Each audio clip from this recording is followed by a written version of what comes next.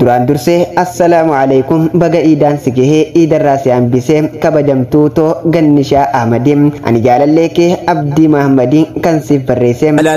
jaalala yaa jaalala yaa rokkeetti onnee seentuu halaala dhugaan si jaalladha siif kannee onnee koo ammaas sin jaalladha caalchisee lubbuu koo urgaa akka shittoo faaya miidhaginaa situ natti mul'ata akka ji'a naanaa hundaa itti dhiisee taa'u akka namaa waa'uma kee yaada galgalaa fi ganamaa as jedhi meenatti waa sitti himadha dhugaadha sin sobuu hedduun si jaalladha sin filadhe sin abdedhe egeree jireenyaa naaf jiraadhu lubbuu walin dhabnu fageenyaa naaf jiraadhu lubbuu walin dhabnu fageenyaa jaalalaan wal filachuuni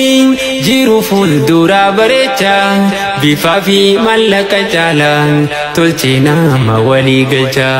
kan jaalalaa waliin dhufee jiraata waliif rifachaa dagalee jiru waliitiin jiru keessa wal eeggachaa warri xalayaa jaalalaa walaloo jaalalaa asoosama seenaa jireenyaan qabaa karaa kamiiniin si argachuu danda'a jettan hundaaf karaan ittiin argachuu dandeessan karaa yuutuuba chaanalaa burqaa shingiisuuf dhufuudhaan sabiskiraayib kisee isin gootan lakkoomsi waasaappii liinkiin waasaappii ol isiniifaati achiin karaa waasaappiitiin na argachuu dandeessuun isiniin ja'a galatoomaa hojiin keenya yoo isinitti tole sheer laayik gootanii waliif qooduu hin dagatinaa